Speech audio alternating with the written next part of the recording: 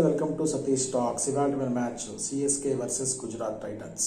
Match number 7, Dhoni Jersey number 7, Chepauk stadium అన్నీ కలిసి వచ్చాయి చెన్నైకి.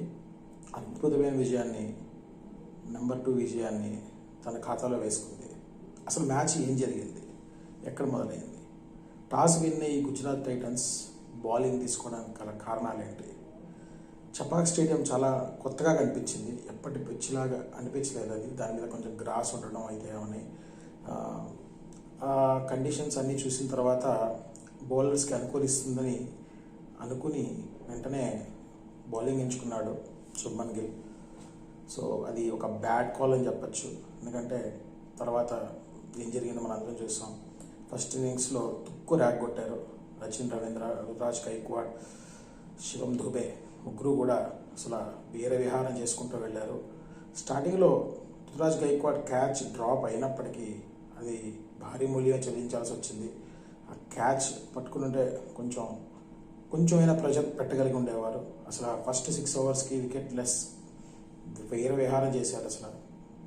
అసలు బౌలింగ్ తీసుకోవడం ఎంత ఇదైపోయిందా అన్నట్టు. అసలు ముంబై ఇండియన్స్ని అంత 164కి కట్టడి చేసిన ఈ బౌలర్స్ అయినా అన్నంత రీతిలో వాళ్ళు వేరే విహారం చేసుకుంటూ వెళ్ళారు. ఎస్పెషల్లీ సచిన్ రవీంద్ర, తర్వాత వచ్చిన శివం దుబే, అసలు వాళ్ళని ఆపడానికి ఎవతరం కాలేదు. ఇంక్లూడింగ్ రషీద్ ఖాన్ బౌలింగ్ వేసినా కొట్టారు. అంతకుముందు మ్యాచ్లో బాగా బౌలింగ్ చేసిన మోహిత్ శర్మ కొంతవరకు కట్టడి చేసిన తర్వాత మోహిత్ శర్మ కూడా పడ్డాయి. సో వరుసగా బౌలర్స్ అందరూ కూడా ఎవరు బౌలింగ్ వేసినా కూడా అసలు వెనక్కి తిరిగి చూడకుండా కొట్టింది. అసలు ఈ వీడు వాడు లేకుండా ప్రతి వాడిని కొట్టింది మట్టుకు శివం దుబే. అసలు అద్భుతమైన నాక్ అని చెప్పాలి, మరొక అద్భుతమైన నాకు. అసలు అన్స్టాపబుల్గా కనిపించాడు. సో ఫైనల్గా ఫస్ట్ ఇన్నింగ్స్ అన్నీ కంప్లీట్ చేసి 207 టార్గెట్ ఇచ్చారు గుజరాత్ టైటన్స్కి. సో గుజరాత్ బ్యాటింగ్ స్టార్ట్ అయ్యేటప్పటికల్లా అక్కడే మనకి ప్రాబ్లమ్స్ అంతా కనబడ్డాయి. సో రుతుబాన్ సహా గిల్ ఇద్దరు స్టార్ట్ చేశారు. దీపక్ చహార్ వచ్చాడు. రుతుబాన్ సహా గిల్ తన రాదైన స్టైల్లో బ్యాటింగ్ స్టార్ట్ చేసినప్పటికీ పవర్ ప్లేలో అనుకున్నంత స్థాయిలో ఇద్దరు రాణించలేకపోయారని చెప్పాలి. ఎందుకంటే ఓపెనింగ్ ఓవర్లోనే తక్కువ రన్స్ స్కోర్ చేశారు. ఫస్ట్ 2 ఓవర్స్కి 18 అంత ఉందంతే. తర్వాత స్కోర్ యాక్సలరేట్ చేసే ప్రయత్నంలో క్రాస్ బ్యాట్ ఆడి శుభ్మన్ గిల్ ఎల్బీగా, దీపక్ చహార్ బౌలింగ్ ఎల్బీగా అవుట్ అయ్యాడు. సో అక్కడి నుంచి గుజరాత్ టైటన్స్ పతనం అనేది ప్రారంభమైంది. సో వరుసగా వచ్చిన వాళ్ళందరూ రుతుబాన్ సహా తర్వాత ప్రయత్నం చేసిన అసలు విపరీతమైన ఎప్పుడైతే ఈ డబుల్ బౌన్సర్స్ వేసే రూల్ వచ్చిందో ఈ సంవత్సరం నుంచి ఐపీఎల్లో, సో ప్రతి ఒక్కళ్ళు ఆ బౌన్సర్స్ని ఓవర్గా యూటిలైజ్ చేయడం మనం చూసాం ఇప్పటిదాకా. దానివల్ల షార్ట్స్ కూడా వెళ్ళడం చూసాం. కానీ ఈ మ్యాచ్లో complete different. So Deepak Chahar ఆ డబుల్ బౌన్సర్ రూల్ని చాలా అద్భుతంగా యూటిలైజ్ చేసుకున్నాడు. ఆ రూల్ని యూటిలైజ్ చేసుకుంటూ ball to ball after the ball చాలా అద్భుతమైన బౌన్సర్స్ వేసి కట్టడి చేశాడు. ఒక బాల్ అయితే రుతుబాన్ సహా హెల్మెట్కి తగిలింది, అది చాలా డేంజరస్ కూడా అనిపించింది. బట్ అద్భుతంగా బౌలింగ్ చేసి కంబ్యాక్ అయ్యాడు. తర్వాత 2 వికెట్లు కూడా తీసుకున్నాడు, మేజర్ వికెట్స్. సహాదీని గిల్ ఇద్దరు తీసుకున్నాడు.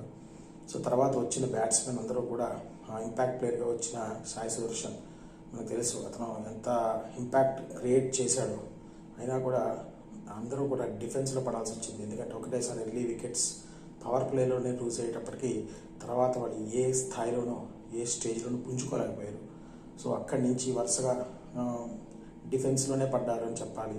సో వచ్చిన వాళ్ళు ప్రతి వాళ్ళు కూడా డిఫెన్స్లో విజయశంకర్ వచ్చినా కూడా వచ్చి రాగానే 6 కొట్టాడు. కానీ తర్వాత సింగిల్స్ రొటేట్ చేయడం, స్ట్రైక్ రొటేట్ చేయడం కూడా చాలా టఫ్ అయిపోయింది. చెన్నై ఎక్సలెంట్ ఫ్యాబులస్ ఫీల్డింగ్ చేసింది. అద్భుతమైన క్యాచ్ ధోని పట్టడం ద్వారా విజయశంకర్ వెనుదిరగాల్సి వచ్చింది. ఆ కీపర్ క్యాచ్ అయితే నా భూతో నా భవిష్యత్తు. తర్వాత ఆ క్యాచ్ ద్వారా మనకి మళ్ళీ వింటేజ్ ధోని గుర్తుకొచ్చాడు. వింటేజ్ ధోని అప్పట్లో మనకి ఎలా చూసామో, అసలు అతను కదులుతుంటే అసలు ఎక్కడ 42 year old లాగే కనిపించడు. చూస్తే అసలు ఏంటిది, ఏదో ఒక 16 17 years అండర్ 19 కుర్రోడ్లాగా ఆ జంపింగ్లు చేసి పట్టాడు. 2.4 meters జంప్ చేసి పెట్టాడు క్యాచ్. అది అసలు ఫ్యాబులస్ క్యాచ్ అది. అసలు ఎవరైనా మిస్ అయ్యి ఉంటే డెఫినెట్లీ హైలైట్స్ చూడండి.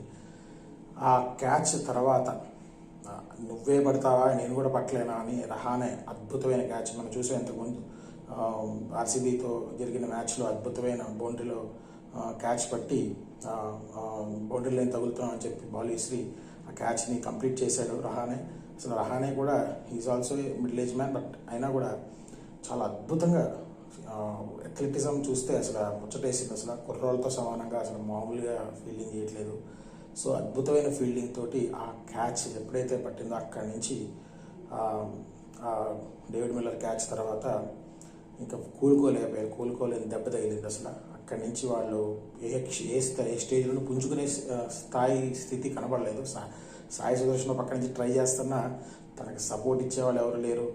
చూశాడు ఎంతసేపు ట్రై చేసినా అతనికి సపోర్ట్ దొరకలేదు అవతల నుంచి. అప్పుడే అనిపించింది ఒక కేన్ విలియమ్సన్ కానీ లేకపోతే మాథ్యూ వేడ్ కానీ ఉండుంటే కొంచెం ఆ సపోర్ట్ అనేది దొరికేది కదా. ఎందుకంటే impact player substitute player option ఉన్నా కూడా అది మొన్న ఆర్సీబీ చూసాం మనం. ఆ రూల్ని ఉపయోగించుకుని లాస్ట్ మినిట్లో మంచి మ్యాచ్ ఫినిష్ చేయాల్సిన సందర్భంలో ఆ ఇంపాక్ట్ ప్లేయర్ రూల్ని ఉపయోగించి నెక్స్ట్ అనదర్ 8th బ్యాట్స్మెన్ తీసుకొచ్చి దినేష్ కార్తిక్ అండగా నిలిచి కంప్లీట్ చేయగలిగాడు మ్యాచ్. కానీ ఇక్కడ ఆ ఇంపాక్ట్ ప్లేయర్ సబ్స్టిట్యూట్ ఆప్షన్ ఉపయోగించుకున్నా కూడా ఆ బ్యాటింగ్ లైనప్ ఏదైతే ఉందో అంతా క్లమ్జీగా, అంటే ముంబైతో ఏదో గెటాన్ అయిపోయింది. ఓకే, అది కూడా పెద్ద భారీ స్కోర్ ఏం కాదు, అది ఏదో బౌలర్లు బాగా బౌలింగ్ చేయడం వల్ల అది గెలిచింది. కానీ బ్యాటింగ్ చూస్తే ఇక్కడ లోపం ఉందని క్లియర్గా కనబడిపోతుంది జీటీకి. సో అది డెఫినెట్లీ వాళ్ళు ముందే కవరప్ చేసుకోవాలి, లేకపోతే రాబోయే మ్యాచెస్లో డెఫినెట్లీ జీటీకున్న ఆ మైనస్ పాయింట్ని క్యాష్ చేసుకునే అవకాశం ఎంతైనా ఉంది అపోనెంట్స్. సో మొత్తం ఓవరాల్గా చూస్తే మ్యాచ్ చివరాఖరికి వచ్చేటప్పటికి వన్ సైడెడ్గా అయిపోయింది. ఒక 10 ఓవర్స్కి విన్నర్ డిసైడ్ అయిపోయింది. దాని తర్వాత ఇంకా ఎవరు గెలవస్తారు, ఒక 14 ఓవర్స్ దాకా సాయి సుదర్శన్ ఫైట్ చేసినా చివరికి అతనికి వేరే దారి లేక కొండంత స్కోర్ ఉండి కొట్టాల్సిన ఉండగా ఇంకా వేరే ఆప్షన్ లేక అతను కూడా క్యాచ్ ఇచ్చి తిరగాల్సిన పరిస్థితి.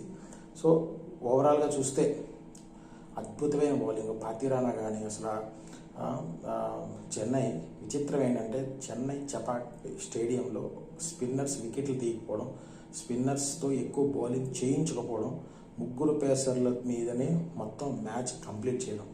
So this is biggest achievement. ఇవాళ మనం చూస్తే రషీద్ ఖాన్ కూడా ఎక్కువ రన్స్కి వెళ్ళాడు, ఎందుకంటే ఆ పిచ్ అసలు స్పిన్నర్స్కి అనుకూలించే పిచ్ కాదు అది. సో సెకండ్ ఇన్నింగ్స్లో కొద్దిగా స్లో డౌన్ అయ్యింది అని అనొచ్చు. ఓకే, పిచ్ స్లో అయినప్పటికీ కూడా బట్ అసలు అది స్పిన్నర్స్కి ఏమాత్రం అనుకూలించదు. బాల్ స్వింగ్ అవుతుంది. ఫస్ట్ ఇన్నింగ్స్లో జీటీ బౌలర్స్ వేసినప్పుడు అంత స్వింగ్ కనబడలేదు, కానీ బ్యాట్ మీద డైరెక్ట్గా వస్తుంది. కానీ సెకండ్ ఇన్నింగ్స్లో అయితే బీభత్సమైన స్వింగ్ అవుతుంది.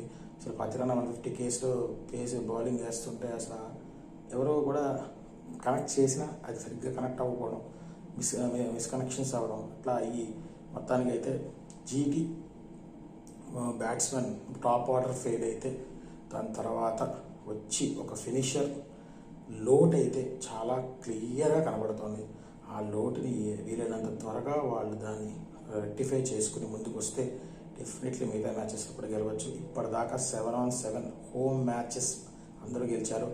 రేపు కూడా హోమ్ మ్యాచ్ గెలుస్తుందో లేదో చూద్దాం, ఎందుకంటే రేపు మ్యాచ్ హైదరాబాద్లో ఉంది కాబట్టి.